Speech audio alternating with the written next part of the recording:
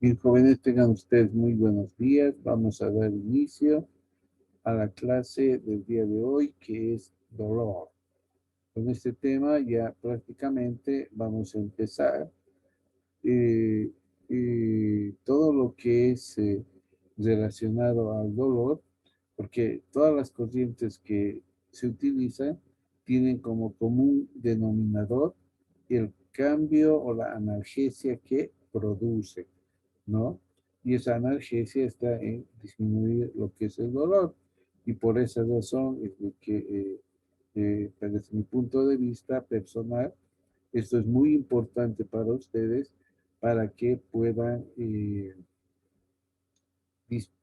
trabajar y comprender por qué las corrientes van a producir esa analgesia. Bien, de acuerdo a la IASP es la Asociación Internacional para el Estudio del Dolor, ¿no? El dolor es una experiencia sensorial o emocional. Sensorial porque es percibida por nuestros sentidos, generalmente por el tacto, ¿no? Y emocional porque también eh, se puede presentar de acuerdo a cómo está en nuestra esfera psíquica, ¿no? Y que va a ser siempre desagradable. Nunca hay un dolor que sea agradable, que puede estar asociada a un daño tisular, es decir, a un daño celular real, a una enfermedad que exista, pero también puede ser netamente de tipo psicógena, es decir, que esté ligada a la esfera psíquica de una persona que le esté provocando ese dolor. Un ejemplo, por ejemplo, de esto es la fibromialgia, que es un cuadro clínico que está dentro de las enfermedades reumáticas, donde el dolor que se produce por la fibromialgia es ocasionado por el estrés, y el estrés está en relación a la esfera psíquica que tiene una persona. Entonces, el dolor va a incluir fenómenos afectivos, porque va a depender del grado de afectividad que tenga una persona. Cuando una persona no tiene un buen grado de afectividad, ¿no? Una manifestación es presentar dolor, por ejemplo, para llamar la atención, los niños es lo que hacen, inclusive personas mayores, de una persona que les interesa, presentan rasgos afectivos que se van a presentar y van a señalar como dolor. También va a haber alteraciones de tipo conductual, ¿no? Alteraciones de conducta que se traducen en presentar dolor para una forma de exteriorizar el problema que tienen, ¿no? Cambios de conducta que pueden ser, por ejemplo, conductas irritables que están siendo traducidas por una cefalea, ¿no? Va a ser también de tipo cognitivo, ¿no? Hay muchas personas que no conocen las causas de las enfermedades y todo aquello. La gente del campo, del área rural, por ejemplo, no sabe muchas veces, y teniendo un cáncer, por ejemplo, yo he visto personas que tienen un cáncer donde el tumor está ahí saliendo, ellos siguen haciendo su actividad sin menor problema. Pero un citadino que sabe esto, pues va y se pone en reposo, hace todo aquello, ¿no? Un ejemplo también nos pasa a nosotros.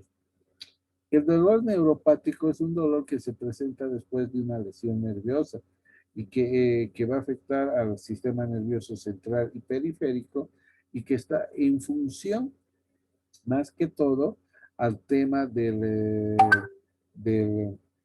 al tema de la plasticidad del tejido conjuntivo, que voy a explicar un poco más adelante, que no se completa bien, y por lo tanto esa alteración de esta plasticidad pues va a provocar este tipo de dolor, que es un dolor muy intenso, ¿no? Hay también los fenómenos nociceptivos, que está en base a la percepción de dolor que vamos a tener, y los motivacionales, ¿no?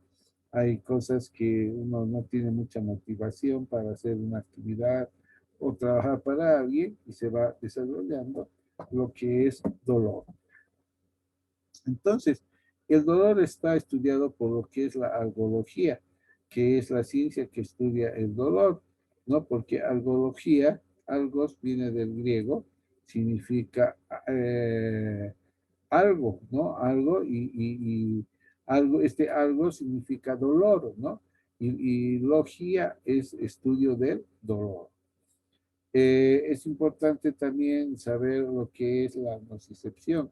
La nocicepción es la percepción del dolor que va a estar en función a una respuesta específica a un estímulo lesivo, ¿no? Que me va a ocasionar que yo sienta mucho dolor.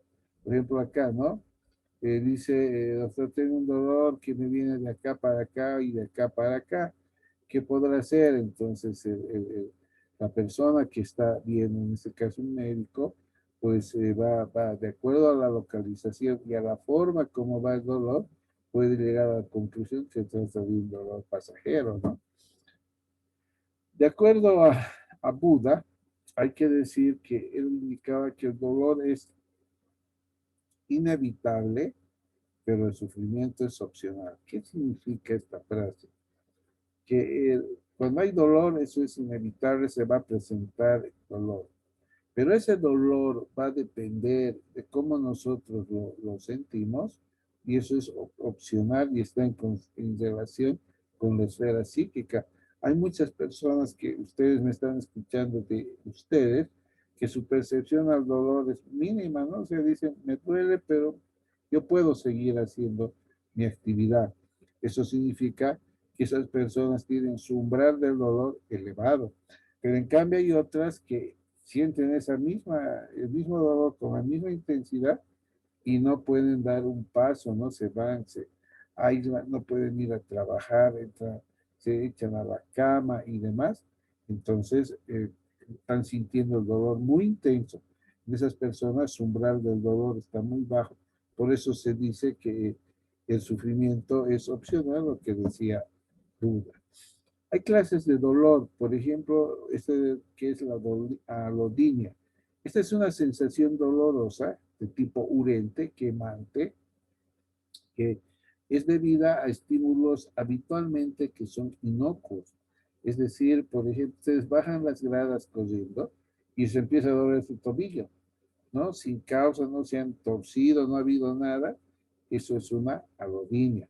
Tiene la característica también que su intensidad es de leve a moderada y que está dado por una lesión en el sistema nervioso central y periférico. La angina de pecho es un dolor que se presenta en el lado izquierdo del tórax, ¿no? Y que se irradia por la cara interna del miembro superior, que va tomando el quinto y el cuarto dedo, ¿no? Este dolor es un dolor penetrante, pulsante, ¿no? Y que está ligado en muchos casos a un problema de un infarto cardíaco, ¿no? Entonces, cuando hay ese tipo de dolor, urgente que es un electrocardiograma para poder descartar algún tipo de dolor. Luego tenemos el dolor espontáneo, es aquel que se presenta sin causa aparente. Por ejemplo, ahorita ustedes están sentaditos escuchando la clase y les empieza a doler su hombro. No han tenido ningún estímulo y apareció el dolor, ¿no? Puede ser a nivel costal o acá a nivel lumbar y demás. Luego tenemos el dolor agudo, ¿no? Que está en relación con el tiempo. Es un dolor intenso, muy tenebrante y de corta duración. Puede ser pulsante, compresivo, ¿no? Entonces, que va a remitir luego de las primeras 24 horas. Entonces, ese dolor intenso tiene la característica que su duración va a ser muy corta, va a ser muy poco tiempo y que va a ser, pero sí, muy intenso. Por ejemplo, la caries, ¿no? ¿Quién no ha tenido una caries dental? Entonces empieza a doler y es un dolor ese rato fuertísimo que puede durar toda la noche, no dejarnos dormir o algunas horas y después poco a poco va pasando, pero la zona queda adolorida, ¿no?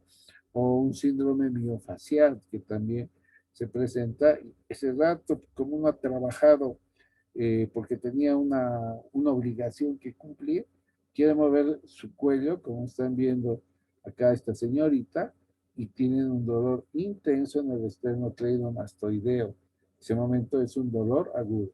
Pasan unas horas y ya va disminuyendo la intensidad y se va volviendo un dolor crónico.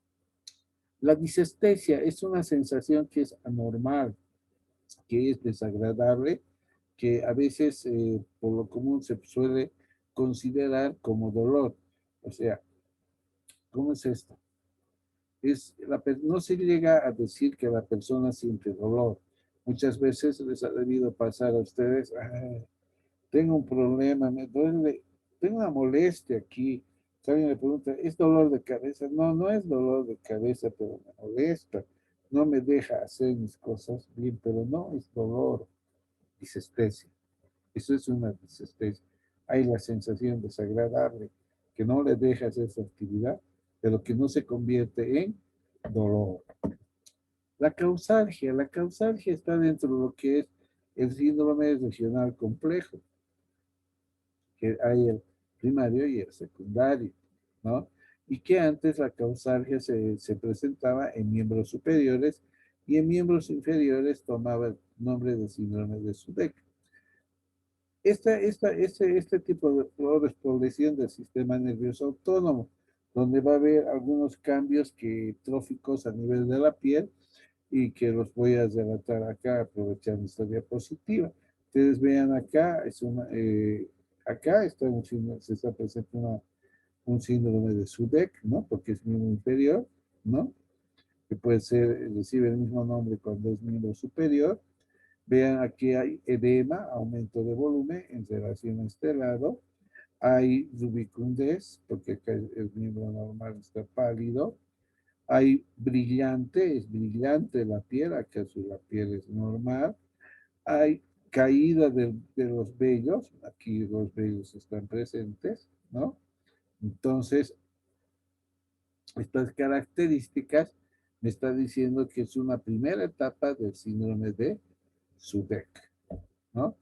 El dolor en este caso de esta causalgia es un dolor de tipo urente, quemante, ¿no? Acá ven el miembro superior, igual acá, vemos en relación a este lado, un miembro superior, una mano que está edematizada, con piel brillante, rubicunda, y seguro soy que el dolor es muy intenso, ¿no? Es un dolor muy intenso y con la sensación quemante además, ¿no?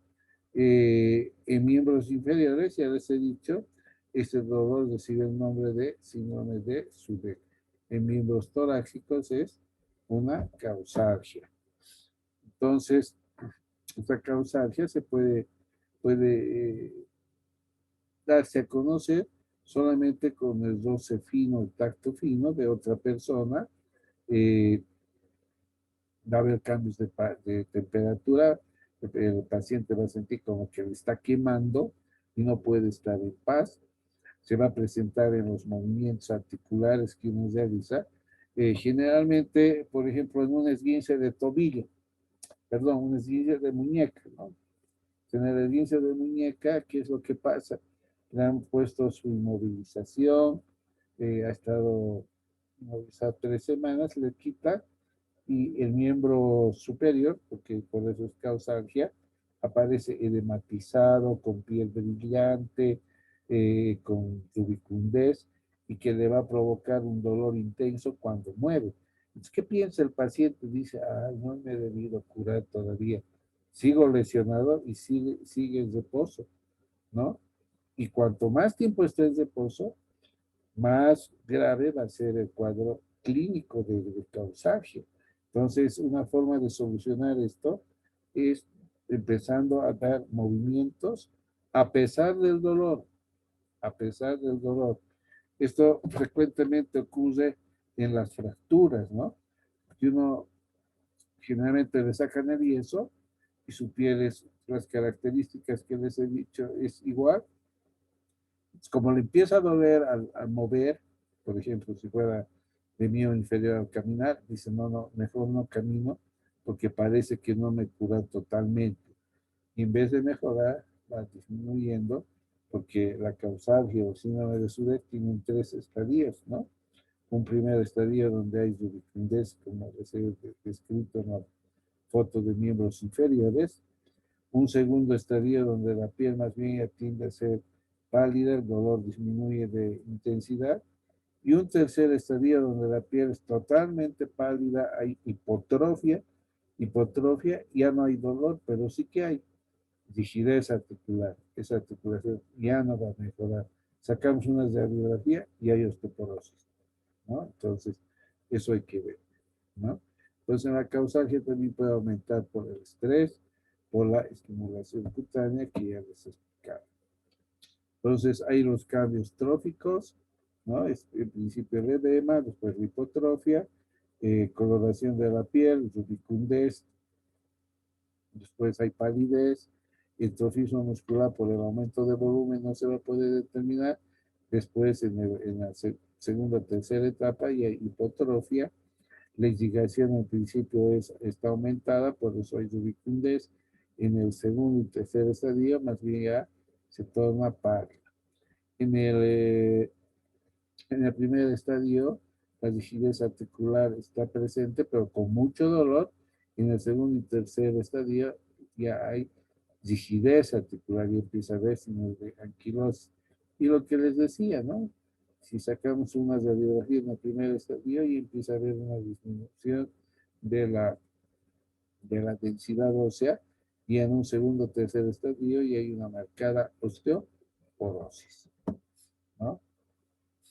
Entonces, generalmente en miembros superiores, su antecedente es debido a una lesión nerviosa, y en miembros inferiores por una fractura, que bien es una fractura expuesta, ¿no? Porque está saliendo hueso, pues después se puede presentar un síndrome de Sudet.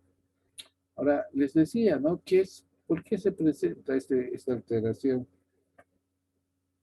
Esta alteración es porque no hay una buena remodelación del tejido conjuntivo. Esa plasticidad que es el cambio que tiene el tejido conjuntivo y el tejido neurológico para volver a la normalidad no ha sido bien realizada, entonces se presenta la causalgia o el síndrome de Sudet, que además es lo mismo que un dolor de tipo neuropático también, ¿no? El dolor eferente es el dolor que va del sistema nervioso central hacia la periferia, y por eso indica que se aleja, ¿no? Del cuerpo. La hiperalgesia o hipoalgesia se refiere cuando la sensibilidad al dolor está disminuido, ¿no? Viene un estímulo intenso y el paciente no siente, ¿no? Entonces eso es hipoalgesia. Por ejemplo, acá se está quemando la mano, pero para él pues no hay mayor problema, no ha tenido ningún tipo de problema, hipoalgesia o hiperalgesia. La hiperalgesia o hiperpatía es lo contrario a la hipoalgesia o hiperalgesia, ¿no?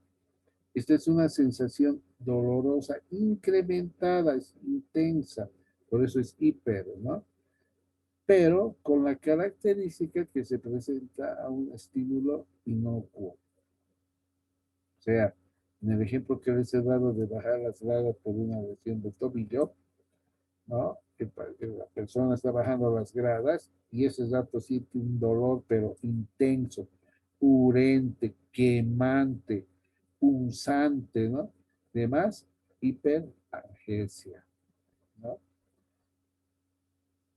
Se diferencia de la alodinia, porque las dos se presentan al hacer una actividad inocua, pero su diferencia está en que la alodinia es cuando el estímulo, cuando la sensación del dolor es de leve a moderado, mientras que en la hiperalgesia la percepción del dolor es intensa, ¿no? Puede ser primaria, puede ser secundaria. Primaria es la que ocurre en el lugar de la lesión y secundaria es la que se asocia a otros tejidos, es como que se irradia, ¿no? A otros tejidos no dañados. pero no hay una explicación. Por ejemplo, puedo tener un problema en rodilla y me empieza a doler mi hombro, ¿no? Que no tiene nada que ver con mi rodilla. Y a veces el paciente viene así y uno dice, pero si no tiene nada que ver, o sea, además a veces entramos en discusión y estamos ante un cuadro de una hiperalgesia o una hiperpatía. La radiculalgia es un dolor que se presenta por compresión de la raíz nerviosa, que puede ser a nivel cervical, dorsal o lumbar, ¿no? Y esa compresión va a hacer que el dolor se irradie hacia donde la raíz tiene su recorrido en el miembro superior o en el miembro inferior, ¿no?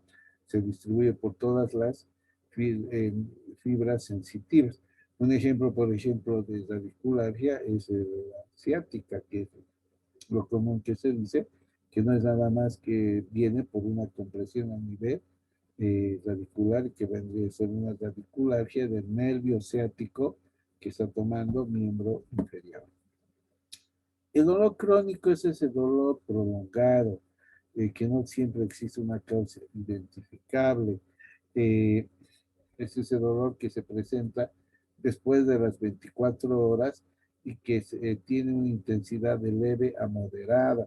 Es un dolor que se puede aguantar, ¿no? Existen diferentes criterios en diferentes escuelas. Hay algunos que indican que el dolor agudo dura 24 horas y los otros indican que el dolor crónico se presenta después de las primeras 24 horas. El otro criterio de otra escuela indica que el dolor agudo se presenta y tiene una duración de 5 días y que a partir del sexto día ya es dolor crónico. Desde mi punto de vista, hoy en día el criterio ha cambiado. Dolor agudo, duración 24 horas, dolor crónico, duración después, puede ser dolor que se presenta después de las 24 horas. Y hablaremos del dolor central. El dolor central es el que se presenta por lesión a nivel del sistema nervioso central.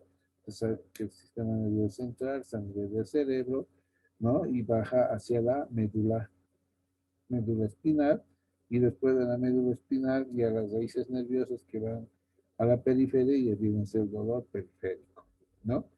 Entonces, este dolor central es el que se presenta en el sistema nervioso central por alteraciones que pueden pasar a ese nivel, ¿no?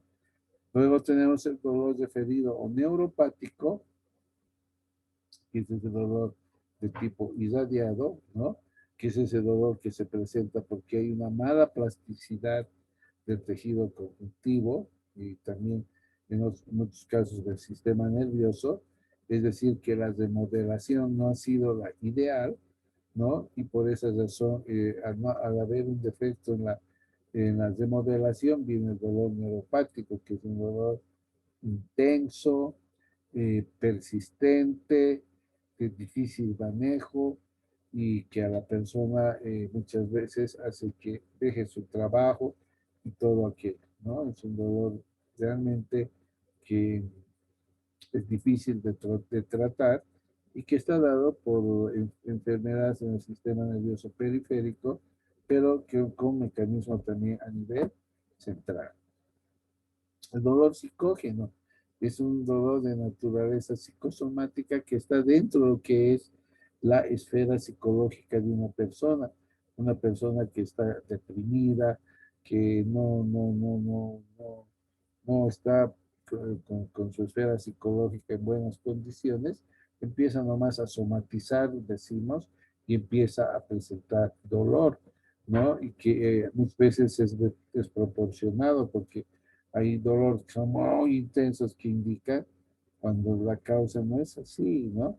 Es más que todo la parte psicológica que está demostrando aquello. Este dolor mucho se presenta en los cuadros del síndrome conversivo o en la histeria, ¿no? Lo que les decía, ¿no? Conversivo es porque no hay una causa, mentalmente psicológico, y la histeria es eso. Así te empieza se vuelve histérico y demás, ¿no? Y uno llega al servicio de emergencias y parece que se va a caer el mundo. Uno le toma sus signos vitales y está normal, pero hace algunas maniobras y es normal. No hay una causa que nos pueda explicar el porqué del dolor. Sin embargo, todos los que manejamos dolor como el que habla, siempre aconsejo. Lo primero que debemos hacer es creer que esa persona le está doliendo. Después con el examen clínico, después con diferentes pruebas que vamos a pedir, si constatamos que sigue el dolor, recién pensar que es un dolor de tipo psicógeno. John Bonica, que es quien ha estudiado mucho lo que es el dolor y que ha fallecido recién, él habla de 4 tipos de dolor: el dolor nociceptivo, el central, el psicológico y el dolor neuropático. El nociceptivo, que está en función a la activación de los nociceptores y de las vías nociceptivas, que puede estar dado por una enfermedad basal, ¿no? Por ejemplo, el dolor neoplásico, ¿no? El cáncer termina dando mucho dolor dependiendo del tipo de cáncer y el lugar donde esté ubicado, ¿no? O también, por ejemplo, la artritis reumatoidea, que es una enfermedad crónica articular, ¿no? Que me puede desencadenar aquello. Entonces, este dolor, luego tenemos el dolor neuropático, que es aquel dolor que les decía, que es espontáneo o provocado, que está dado por una mala plasticidad del tejido conjuntivo y del sistema nervioso, ¿no? Que es un dolor que se presenta así espontáneamente, de tipo urente, quemante y que puede estar presente en los movimientos articulares y evita que la persona pueda realizar sus funciones o sus actividades en forma normal. El dolor central, ¿no? Hay 3 determinantes. Uno, que se haya localizado la lesión a nivel del tálamo, lo que hace que la actividad talámica esté aumentada. ¿Y por qué el tálamo? Porque resulta que el tálamo, jóvenes, es el centro del dolor, ¿no?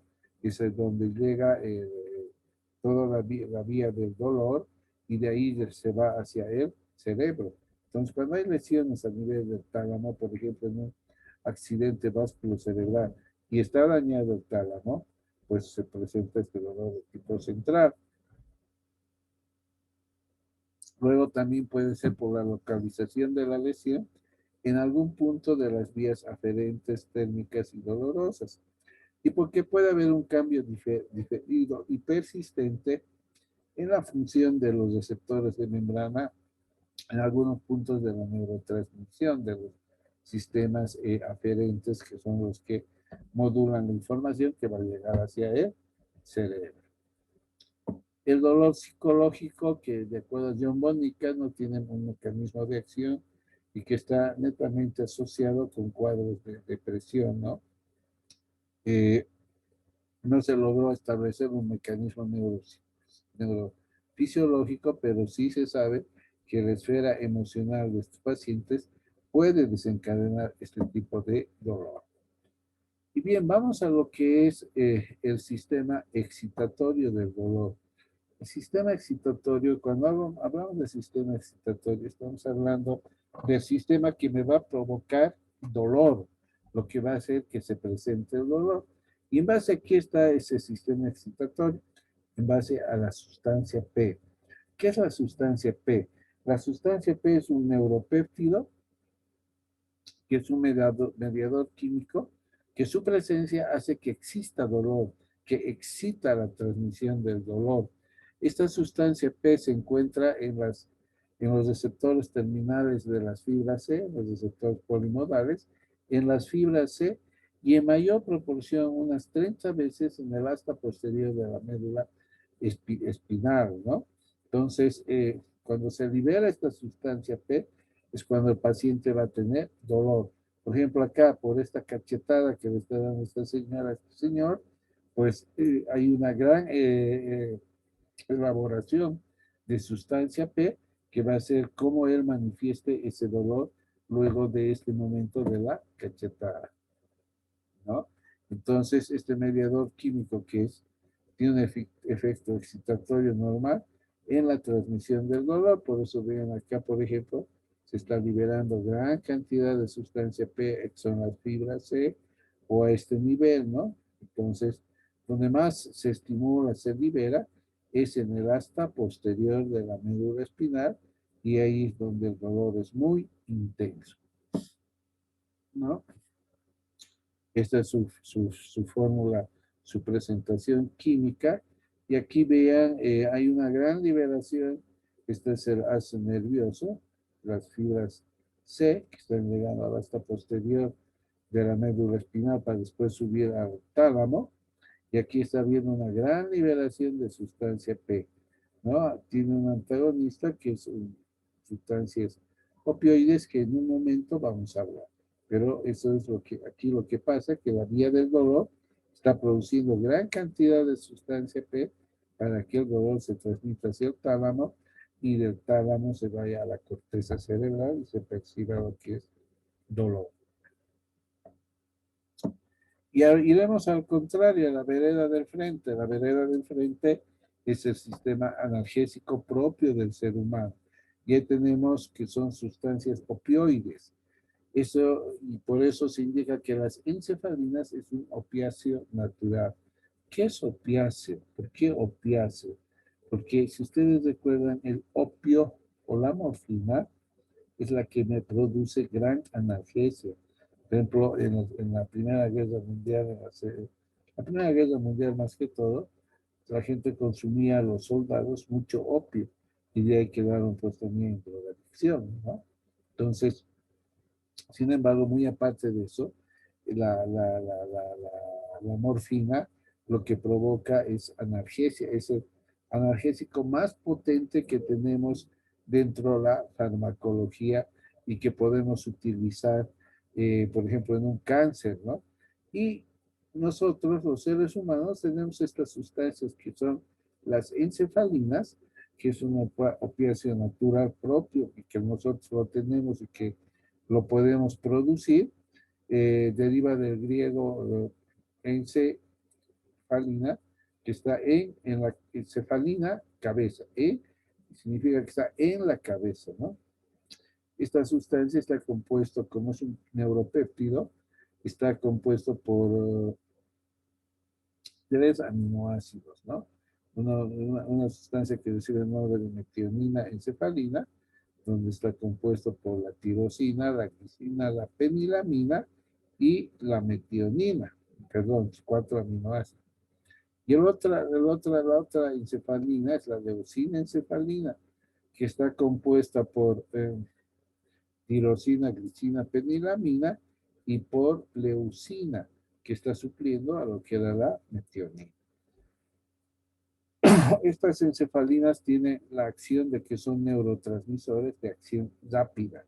Vale decir que van a calmar el dolor, van a producir analgesia, pero su duración va a ser de corta acción, ¿no? Calman dolor y su duración es muy corta. Luego tenemos las endorfinas, que son las otras sustancias opioides, ¿no? Esta está más ligada a la morfina, ¿no? Y recibe el nombre de morfina endógena. Se libera a nivel de la hipófisis, ¿no? Y la más utilizada es la beta endorfina, que aumenta por la estimulación eléctrica. Es aquí donde entra la electroterapia, ¿no? Para producir analgesia. Vale decir que el estímulo eléctrico va a hacer que la persona empiece a liberar bastante beta endorfina. También el estado de ánimo de nosotros hace que liberemos betas endorfinas. Por ejemplo, cuando estamos felices, riendo y demás, pues estamos liberando cualquier cantidad de beta endorfina porque no tenemos dolor, ¿no? Por eso estamos felices, ¿no? Entonces, eso es un mecanismo analgésico propio del ser humano. ¿Cómo se ha probado la existencia de la beta endorfina? Se ha probado por un antagonista de la morfina, que es la naloxona. ¿Qué es antagonista? Antagonista, como su término dice, es que le va a hacer frente al efecto que está produciendo una sustancia. En este caso, por ejemplo, la morfina produce analgesia, la naloxona va a evitar que haga analgesia. Pero la morfina, que es una droga muy potente, produce también depresión respiratoria, produce constipación. Y en lo más grave es la depresión respiratoria porque el paciente puede perder la vida. Cuando se presenta esto, cuando se ha usado morfina en dosis elevadas y tenemos esa reacción adversa. Entonces, ¿qué hacemos? Utilizamos naloxona, que es antagonista, para disminuir los efectos de la morfina. Entonces, disminuye la depresión y el paciente salva su vida. Este mismo concepto y ese mismo experimento se hizo con la beta-endorfina y se logró demostrar que disminuía el efecto de la beta-endorfina, que es el analgésico propio del ser humano. Por ejemplo, este analgésico, ¿quién lo tiene más? El sexo femenino. Por eso las compañeras son más valientes a todo lo que es dolor. Un ejemplo de esto es el parto, por ejemplo. A ver, parto es un dolor inaguantable. Cualquier varón que tuviera dolor de parto, seguro que estaríamos partidos, ¿no? Entonces, hay señoras que liberan bastante beta-endorfina y ahí está la base del parto sin dolor, que está en función de estar relajado en ese momento de la contracción o del dolor muy intenso para que liberen beta-endorfinas y estas hagan efecto para disminuir ese dolor, ¿no? Entonces, eso es muy importante. Aquí podemos ver su composición química de lo que es la naloxona, ¿no? Y que es importante saber. Tipos de sensibilidad cutánea. Tenemos dos tipos de sensibilidad cutánea. Una que es la epicrítica y la otra que es la sensibilidad protopática.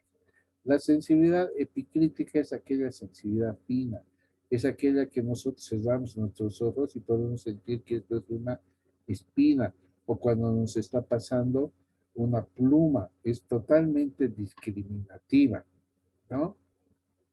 Uno puede percibir con tal efectividad y que podemos saber qué está pasando.